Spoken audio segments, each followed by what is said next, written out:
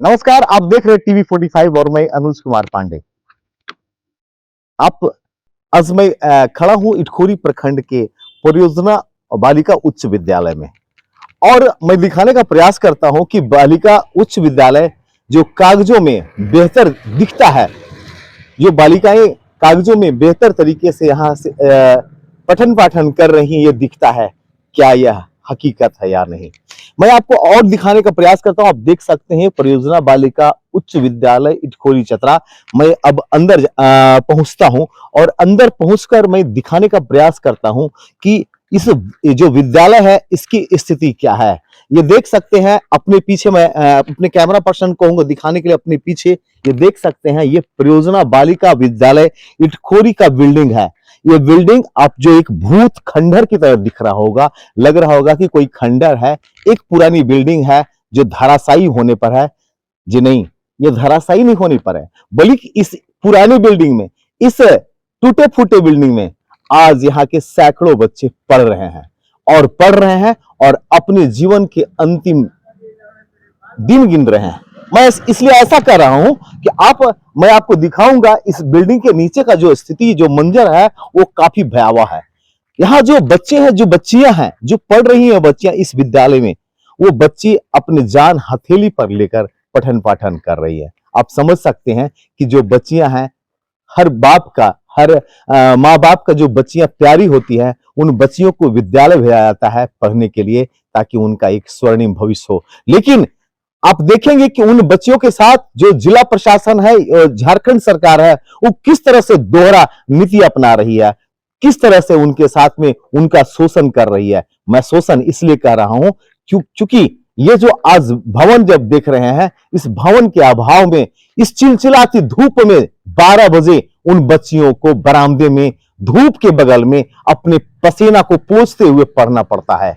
कितना दुर्भाग्य है। कभी ऐसा परिवार वालों ने या बच्चों के अभिभावकों ने कभी सोचा नहीं होगा कि जिन बच्चों को फूल की तरह हम लोग पालते हैं, उन बच्चों को जब विद्यालय पहुंचाते हैं तो वहां बच्चों को उस गर्मी में पढ़ाई करना पड़ता है। क्यों? क्योंकि सरकार उनके बारे में सोचती नहीं। मैं आपको दिखाना चाहता हूं कि यहां मात्र 3 कमरे हैं और उन 3 कमरों के बदौलत आज 450 जो बालिकाएं हैं, 450 जो बच्चियां हैं, वो पढ़ाई कर रही है। आप देख सकते हैं, मैं कैमरा पर्सन को कहूंगा दिखाने के लिए। देखिए ये जो भवन है वो 3 कमरे केवल है मात्र। कृपया आगे दिखाएं। ये जो 3 कमरे ही हैं जो वर्तमान में बने हुए हैं और बाकी के जो कमरे हैं वो खंडहर में तब्दील हो चुके हैं, वो टूट फूट चुके हैं।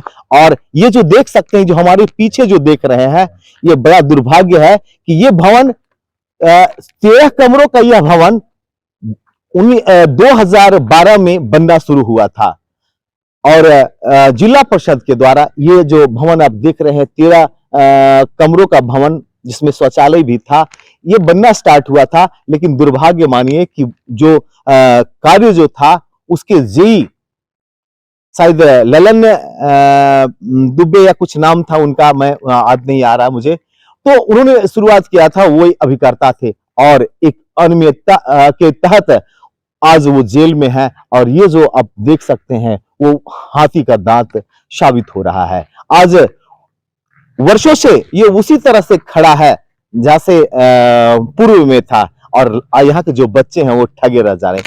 हालांकि यहाँ के जो शिक्षक है उन्होंने बताया, कई बार इसमें जांच पड़ताल भी हुआ और कई बार ये भी जानने का प्रयास किया गया कि आखिर ये जो भवन है वो पूर्ण कैसे होगा, लेकिन वो कागजों पे रह गया। और आज आलम यह है कि 450 बालिकाओं को, 450 बच्चियों को इस खंडहर में पढ़ाई करना पड़ रहा है, जो उनके लिए जी का जंजाल कहीं बन सकता है। तो मैं आपको दिखाना चाहूंगा विजुअल के माध्यम से कि ये जो बिल्डिंग है वो पूरी तरह से सरिया निकल चुका है, उसके प्लास्टर गिर रहे हैं, वो गिरने के कगार पर है, तब भी शिक्षक वहां पे पढ़ा रहे हैं।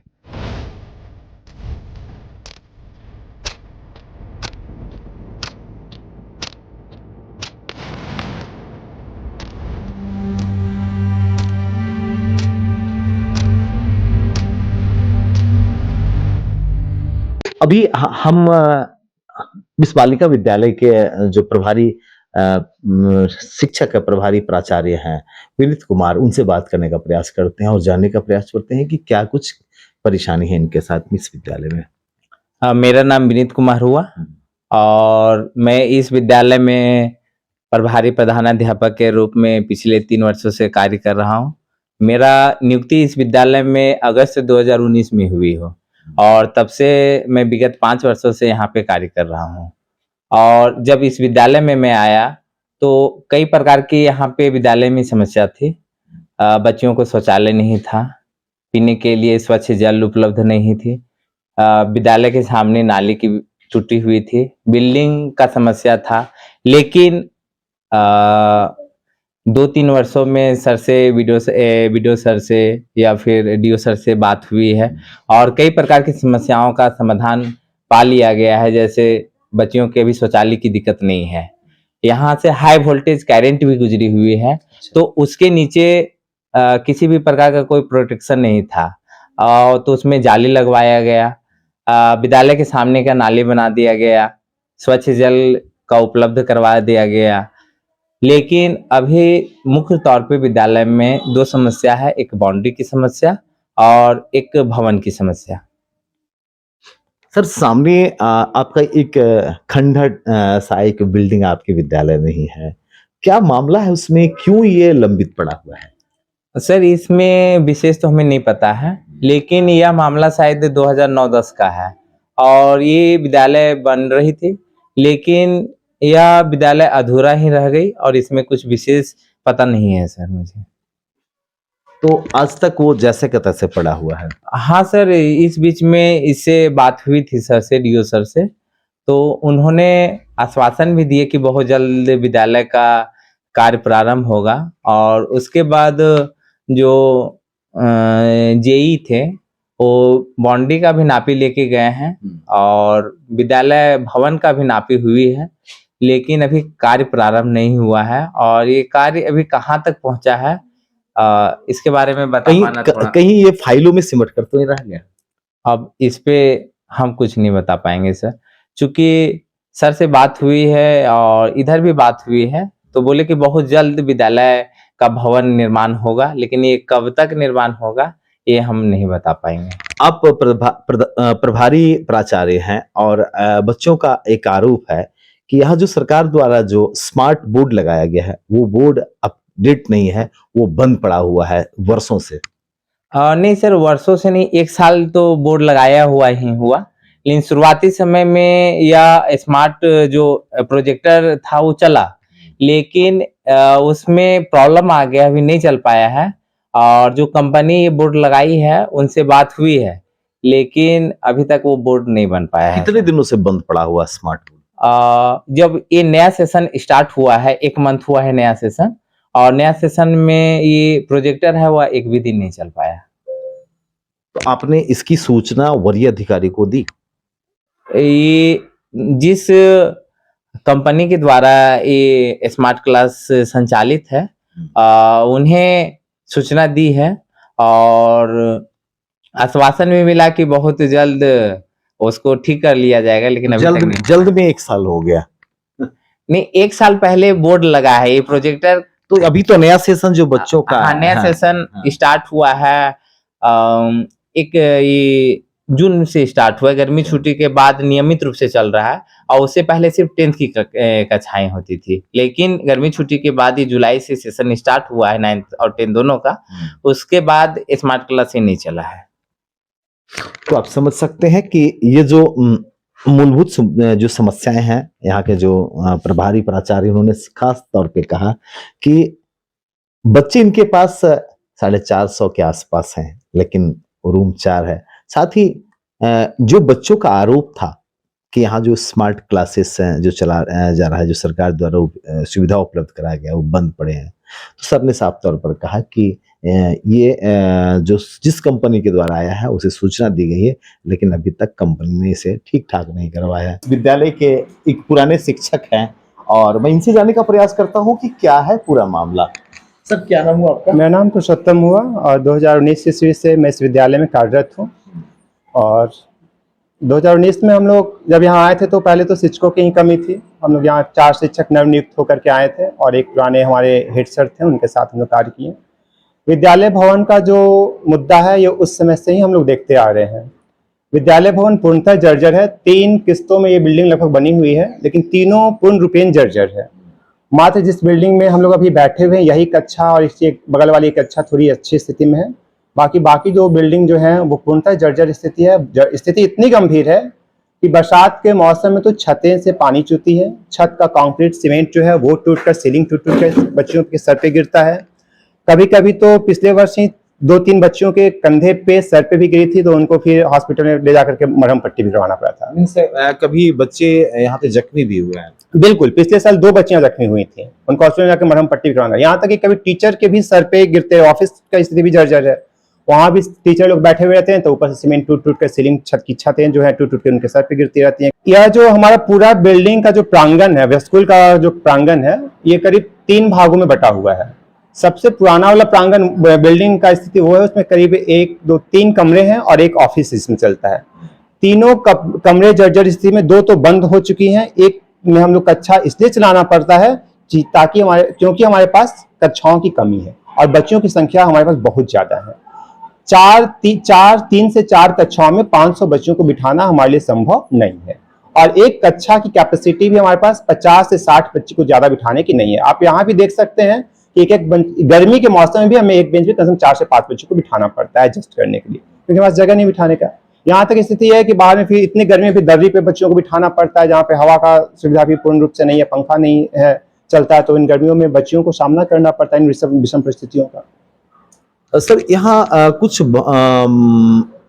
एक देख रहा हूँ कि एक भवन जो है वो अनकम्प्लीट पड़ा हुआ है, काफी अरसे से पड़ा हुआ है, क्या है माजरा? इसके बारे में विशेष तो जानकारी नहीं है, लेकिन जो अंशतः जानकारी है उसके बारे में यही कहना चाहूंगा कि वर्ष 2019 में जब हम लोग यहाँ आए थे तब से ये बिल्डिंग इसी तरह से हम लोग देख रहे हैं जिस स्थिति में आज यहाँ पे आप देख रहे हैं।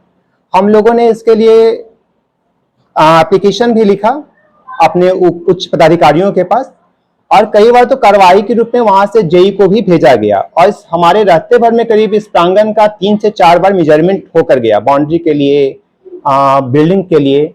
लेकिन विगत 5 वर्षों में ये सिर्फ एक जुमला ही रह गया है कि इस विद्यालय में कुछ निर्माण की क्रिया चल रही है या होने वाली है। अभी तक धरातल पे ऐसा कुछ भी देखने को नहीं मिला है। क्या लगता है इसका जो संवेदक है, क्या वो छोड़ दिया बनाने के लिए या फिर उस पे FIR हो गया? कुछ तो बात हाँ, जानकारी यही है कि जो पहले वाले जो लोग थे इसमें जुड़े हुए थे, कॉन्ट्रैक्टर और इंजीनियर लोग थे, वे सब शायद गबन के मामले में जेल में है या कुछ इन पे कार्रवाई चल रही है और उसके बाद कोई कॉन्ट्रैक्टर इस पे काम करना नहीं चाहता है। रीजन ये बतलाया जाता है कि कॉन्ट्रैक्टर नए सिरे से काम करना चाहते हैं और नए कॉन्ट्रैक्टर और देने वाले इससे नए देना चाहते हैं इसी लेवल पे जिस लेवल पे बिल्डिंग बनी हुई है, तो यहाँ से वे लोग कार्य करना नहीं चाहते हैं और इस मामले, इस कारण वजह से ये अभी तक पेंडिंग पड़ा हो गया है इसका।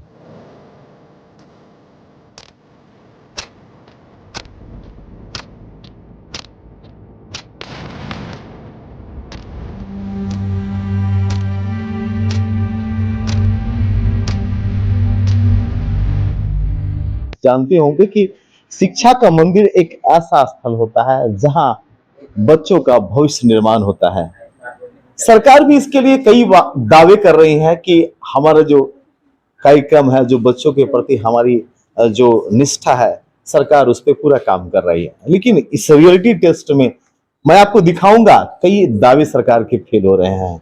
अभी मैं इस विद्यालय में हूं और यहाँ जो बच्चे हैं, इन बच्चों से मैं आपकी बात करवाता हूं और ये जो परेशानी इन बच्चों के साथ में है, ये विद्यालय, इस विद्यालय में लगभग 450 बच्चियां हैं और 450 बच्चियां में कुछ एक चंद भवन है जिसमें बच्चियां पढ़ रही हैं।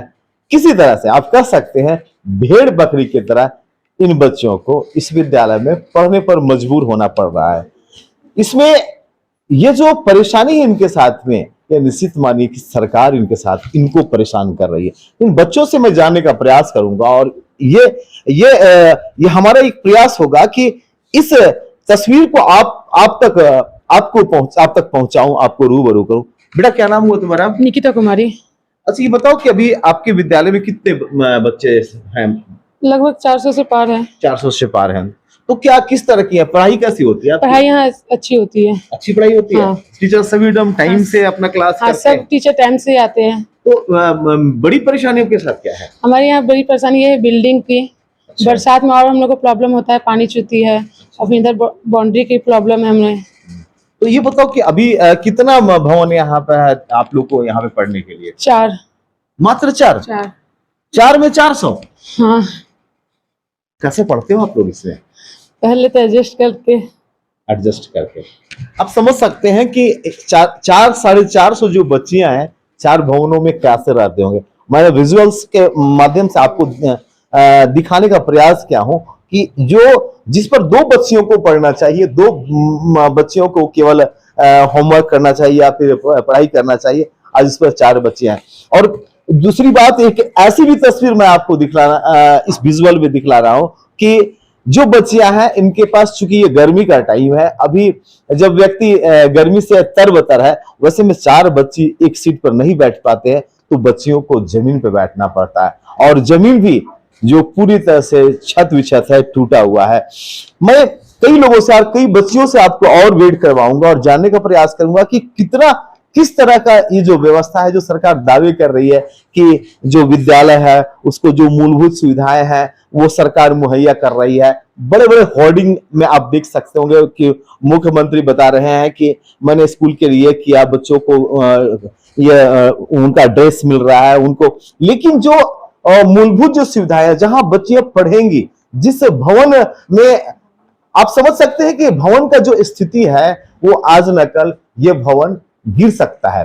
कभी भी एक बड़ा हादसा हो सकता है जिसमें 1-2 बच्चे नहीं बल्कि सैकड़ों बच्चों की जान जा सकती है। लेकिन इसके बाद भी जिला प्रशासन पूरी तरह से कुंभकर्ण नींद में सोए हुए हैं। सकते हैं कि विद्यालय के बाहर जो बच्चे बैठे हुए हैं, चूंकि बगल में काफी धूप है, 12 बजे का समय है, और बच्चे जो है वो धूप छांव में बरामदे में बैठे हुए हैं, दरी पे बैठे हुए हैं। आज समझ सकते हैं कि जब बच्चों के लिए ये बड़ा सा बैठने का व्यवस्था किया गया, डेस्क बेंच का व्यवस्था किया गया, कि बच्चे क्यों बैठे हुए? बेटा क्यों यहाँ बैठे हुए आप लोग बाहर में? सर बहुत गर्मी है और सीट नहीं है बैठने का। बैठने का आप लोग का सीट नहीं है, नहीं इसलिए बाहर बैठे हुए ना? है भी तो फिर बहुत ज्यादा गर्मी है। हम इनसे एक पे 4-5 को बैठना पड़ता होगा ही ना, हाँ। है ना? क्या बेटा क्यों बैठी हुई यहाँ पे? बहुत ज्यादा गर्मी है, अंदर एक साथ 4-5 लड़कियों को बैठना पड़ता है, बहुत ज्यादा गर्मी लगता है इसलिए बाहर बैठे। इसलिए बाहर बैठी हो। आप समझ सकते हैं कि ये जो देख रहे हैं बच्चियां, ये जो बैठी हुई हैं, काफी गर्मी है बाहर में, और गर्मी के बीच में जब लोग चल नहीं पा रहे हैं, इस गर्मी में घूम नहीं पा रहे हैं, वास्तव में बच्चियां जो है सो धूप के जस्ट बगल में बरामदे में बैठी हुई हैं, और वो इस दरी पे बैठी हुई हैं, इसलिए कि इनके पास भवन नहीं है। इन बच्चियों के पास अगर भवन होता तो निश्चित मानिए कि ये बच्चियां यहाँ नहीं बैठती हैं, और भवन है भी इस विद्यालय में तो भवनें काफी जर्जर स्थिति में है, कभी भी ये भवन गिर सकती हैं। ये जो विद्यालय की जो स्थिति मैं देख रहा हूँ कि भवन जो है वो टूटे पड़े हुए हैं, और कई भवन तो ऐसे भी जो गिरने के कगार पर, लेकिन बच्चियां उसके अंदर अभी भी वो पठन पाठन कर रही है। तो ये जो हालात है वो कब से ऐसा हालात है? सर हम लोगों ने 2019 में यहाँ स्कूल ज्वाइन किया था, और तब से ये जो बिल्डिंग है ये ऐसा ही है, पुराना जर्जर स्थिति में है।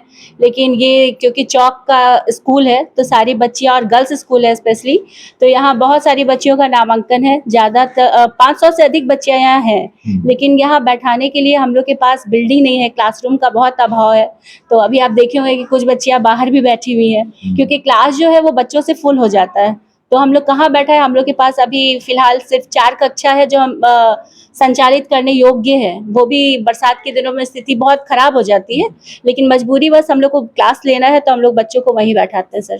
तो और मैं देख रहा हूँ कि यहाँ का जो बाउंड्री वाल है वो भी टूटा पड़ा हुआ है, कभी जो लोग सब मनचरे जो हैं वो अंदर चले आते हैं। जी सर, ये भी एक काफी विकट समस्या है हम लोग के स्कूल में, कि जो बच्चे जैसे हम लोग स्कूल से निकलते हैं तो फिर जो बाहर के लड़के हैं वो यहाँ आ जाते हैं और जुआ खेलते हैं और शराब पीते हैं। फिर जब हम लोग अगले दिन आते हैं तो फिर सुबह जब हमारी बच्चियाँ आती है फिर स्कूल का साफ सफाई करती है, शराब का बोतल ये सब वो लोग को पहले फेंकना पड़ता है, तब फिर हम लोग अपने असेंबली के लिए जाते हैं। तो समस्या है सर, ये बहुत बड़ी बड़ी समस्या है। क्या नाम हुआ बेटा? मेरा नाम सोफिया टोपो है। अच्छा, मैं हिंदी की टीचर हूँ। साहित्य के शिक्षक यहाँ जी हाँ। तो किस तरह की यहाँ जो व्यवस्था है वो क्या चाहते हैं, किस तरह का चाहते हैं आप? यहाँ का व्यवस्था चाहते हैं कि यहाँ का भवन निर्माण हो, ताकि हम यहाँ के सारे बच्चों को अच्छी शिक्षा दे सके और आगे उनका भविष्य का निर्माण कर सके। साथ ही यहाँ की जो बाउंड्री की स्थिति है वो भी जर्जर है। बिल्डिंग की भी स्थिति जर्जर है। बरसात के दिनों में सारे क्लासरूम में पानी चूता है। उसके बावजूद भी हम लोग प्रयास करते हैं बच्चों को किसी तरह से शिक्षा देने का, लेकिन आशा करते हैं, उम्मीद करते हैं कि हमारे यहाँ नई विद्यालय बन जाती तो और भी बच्चों की संख्याएं अधिक बढ़ती। तो कहीं ना कहीं ऐसा भी तो है ना मैडम कि ये जो व्यवस्था आपके पास नहीं है, जिस वजह से जो बच्चे यहाँ के हैं वो दूसरे विद्यालयों में जा रहे हैं। हाँ, कुछ बच्चियां यहाँ की व्यवस्था की वजह से दूसरी विद्यालय में भी चली जाती है, इसीलिए कि यहाँ बहुत सारी समस्याएं हो जाती है बरसात के दिनों में, तो फिर दूसरे विद्यालय चली जाती है। आप समझ सकते हैं कि ये प्रखंड का मात्र एक बालिका उच्च विद्यालय है जहां छात्राएं आती हैं, पढ़ती हैं, और वो भी एक बेहतर स्थिति में नहीं है, जिस वजह से आज बच्चियां, जो यहाँ की बच्चियां हैं, उन्हें बाहर जाना पड़ रहा है। हजारीबाग और रांची जो टीचर्स हैं वो क्लास ले रहे हैं, और इस बीच में मैं क्लास टीचर से ये जानने का प्रयास करता हूँ कि सर, यहाँ जो बच्चे बैठे हुए हैं, कुछ बच्चे बाहर भी क्यों बैठे हुए सर? पूरा कैमरे की तरफ सर, यहाँ पर जगह नहीं हो रही है। आप अगल बगल देख सकते हैं, बिल्डिंग की स्थिति बहुत ही खराब है। हमें तो आए हुए में बहुत समय नहीं हुआ, 1 साल कुछ महीने हुए हैं, लेकिन यहाँ ये बच्चियों की स्कूल है और बच्चियाँ की उपस्थितियाँ लगभग यहाँ पर 90% रहती है। अब ये बच्चियाँ जो है क्लास 10 की है, और ये बच्चियाँ यहाँ पर बैठी हुई है जिसकी उपस्थिति लगभग 70 से 80 का ही इस वर्ग में बच्चियाँ लेती हैं। बाकी बच्चियों को हम लोग को बाहर बैठाना पड़ा है, क्योंकि इनकी उपस्थिति बार बार हो जाती है। हम लोग भी चाहते हैं कि सभी बच्चियां स्कूल आवे। बगल वाला बिल्डिंग है सर, उसकी स्थिति जर्जर है, तो वहाँ एक कक्ष थोड़ा बहुत ठीक है, उसमें हम लोग बैठा दिए, और दूसरा कक्ष में हम लोग इसलिए नहीं बैठाए, हो सकता है गिर जाए तो हम लोग के ऊपर भी किसी प्रकार। आप समझ सकते हैं कि यहाँ जो टीचर्स हैं वो कह रहे हैं कि जो बच्चियां इस कड़ाके की धूप में बच्चियां बाहर बैठी हुई, क्यों बैठी हुई? इनके पास छत नहीं है। अगर इस देख रहे हैं, इस कमरे में जो बच्चियां बैठी हैं, एक पर 3-3, 4-4 बच्चियां, जो कि 2 बच्चों को बैठना है। इतनी गर्मी है, इस गर्मी में मैनेज करने के लिए शिक्षकों को इन बच्चियों को बाहर बिठाना पड़ा है। निश्चित मानिए, अगर इनके पास यहाँ पे अगर रूम होता, अगर बेहतर भवनें होती, तो निश्चित मानिए इन बच्चों को बाहर नहीं बैठना पड़ता। अब आप समझ सकते हैं कि यहाँ के जो शिक्षक है, यहाँ के जो बच्चे हैं, किस तरह से पढ़ाई कर रहे हैं। निश्चित मानिए कि एक ना एक दिन ये भवन धराशायी होगा, और इसमें एक तो नहीं, सैकड़ों बच्चे